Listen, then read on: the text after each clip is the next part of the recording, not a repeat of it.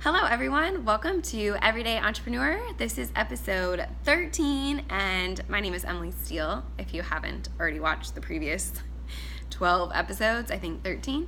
Welcome to this episode. I have had the idea of focus on my mind lately because over these last couple weeks, it's been so interesting to get together with friends, old coworkers, acquaintances, interested clients, blah, blah, blah, and hear their advice for me in these first couple of weeks. And advice, give or take, you can take it or leave it, I guess, with advice because everything is offered from someone's own unique perspective and experiences that myself, have never had. So I always appreciate people's advice, unless it's super unsolicited and really mean.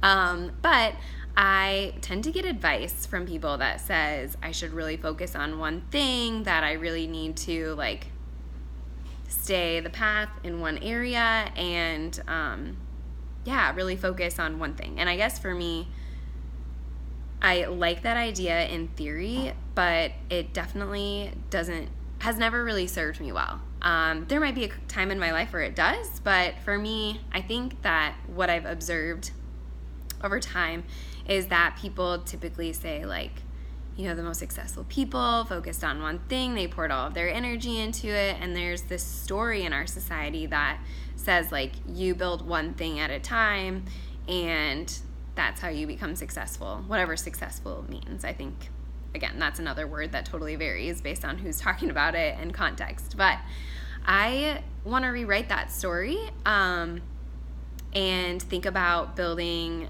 a handful of things, whether small, large, temporary, long-term, that are successful. And I think, some people will hear this and be like, oh, you're totally going to fail. Or some people will be like, yeah, I totally resonate with that. But I have found that if I just focus on one thing, I feel like I'm suffocating.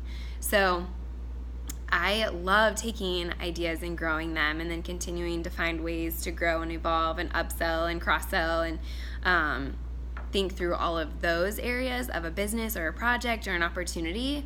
But I don't think I can ever focus on just one thing or one business at a time.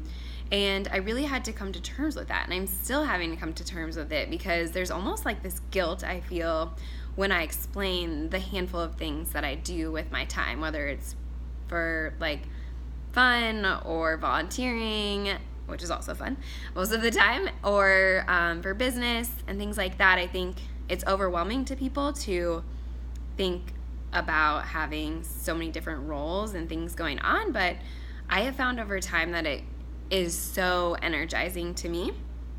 And so I've decided to own it.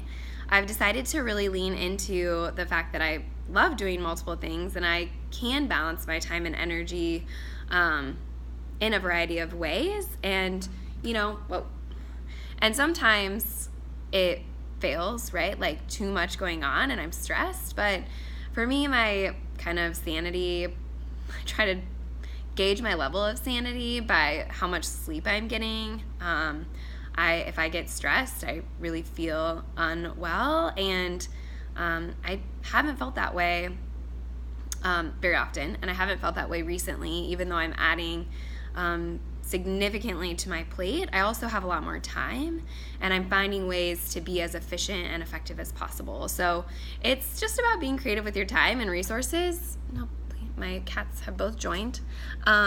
So that is the topic of today, is really just listening to yourself and creating the path that makes sense for you. And I've always thought this. I think that we get to write our lives in pencil, and we can go back and we can change things, we can edit, we can, write a new chapter and an old one or one in the present.